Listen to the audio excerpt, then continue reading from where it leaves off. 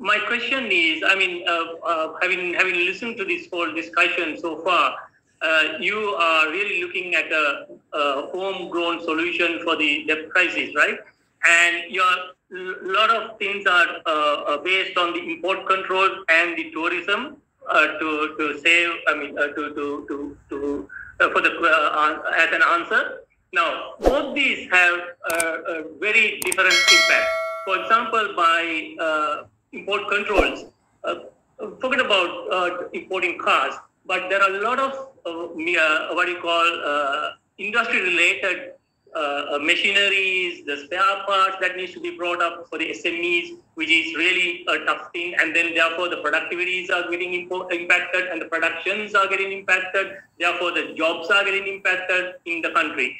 And also tourism, from the tourism perspective, tourism is not a guaranteed thing in this era because of the uncertainties of the current situation.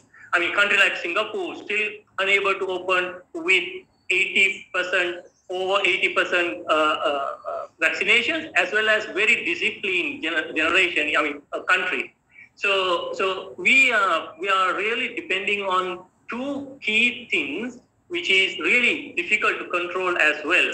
So, what's your plan B if these are, not going to give you the real results that you are expecting? What's your plan B? Are you considering, just another one more minute, Governor, are you also considering the export earnings to be brought back to Sri Lanka in foreign currency? I think today we don't have that mechanism.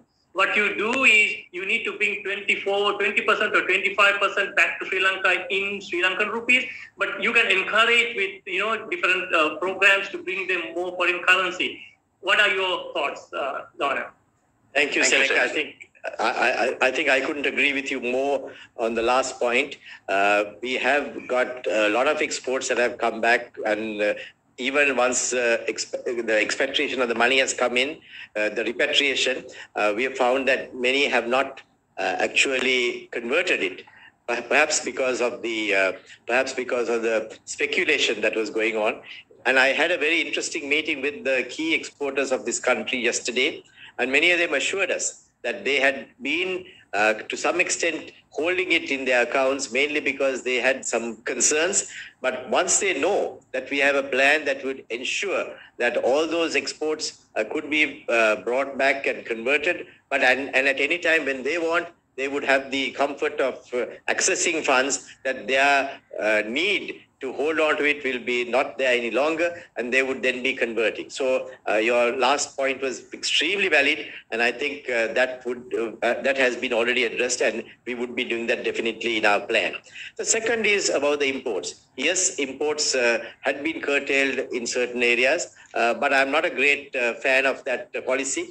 So we would be relaxing that very soon, so that people would be able to import some of those goods that you mentioned without any hindrance. There was a tension that caused that policy to be implemented. But I believe once you have the exports being converted, and then the whole cycle being well-oiled and moving forward, the need to do that will be much less. So I'm confident that once you ensure that the conditions are provided for people to go about their normal business, that normalcy will actually return.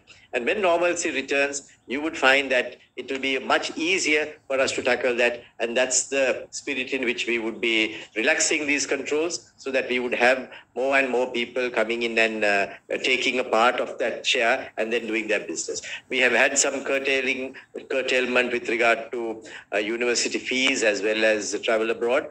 All those sometimes can be a little counterproductive, and we would be reviewing those very, very quickly to see that we provide the normal space for people to go on with their business.